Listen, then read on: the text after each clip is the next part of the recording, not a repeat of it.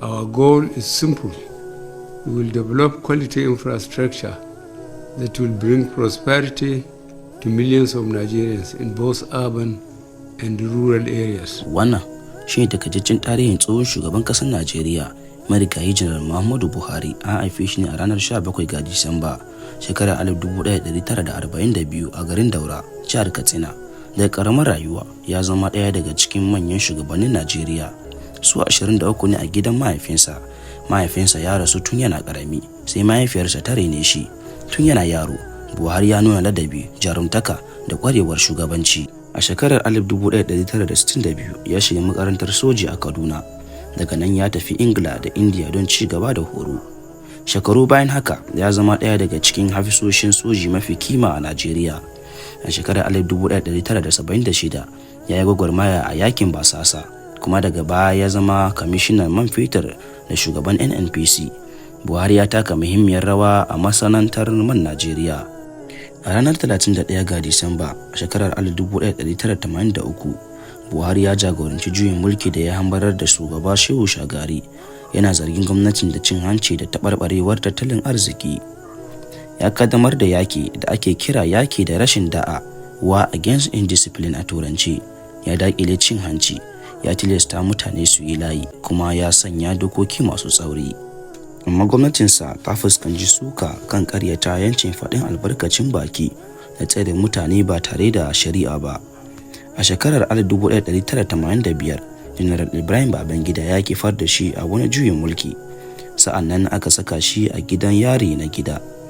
Bayan shafe wasu shekaru a gidan yari, Buhari a cikin kayan farar hula ya fito yakin neman zaɓe. Ya dawo siyasa, ya tsaya takarar shugaban ƙasa a shekarar 2003, sannan aka duke shi. Ya kara tsayawa a shekarar 2007, nan ma bai ci nasara ba. Ya kara tsayawa a shekarar 2011, amma duk ya sha kaya.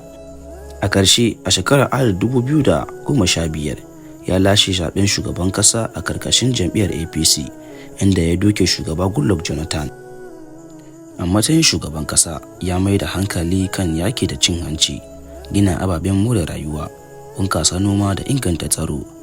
Amma gwamnatinsa ta fuskanci ƙalubale masu tsanani, kamar rashin tsaro, hauhawar farashi da zanga-zanga. Bayan kammala wa'adin mulki guda biyu, ya koma gidansa na Daura a shekarar 2023. Ya bar tarihi mai cike da yabo da kuma suka. Kamar yadda tarihi zai ci gaba da tunawa, rayuwar Muhammadu Buhari ta cika da jarumtaka, hakuri da cece-kuce.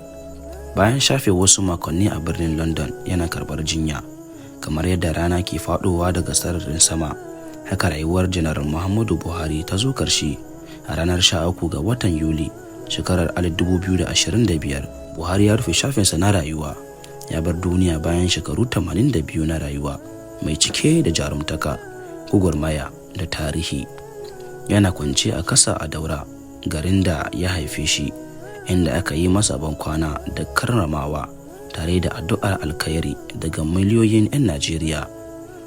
Rayuwarsa ta kasance madubi ga tarihin Najeriya, tana ɗauke da haske da inuwa, da yabo da suka. Amma ba shakka, Muhammadu Buhari ya bar tarihi da za a ci gaba da karantawa har abada. Allah ya ji kansa, ya gafarta masa, kuma Allah ya taimaki Najeriya. Sunana Vito Shaya Helapa. Nagode.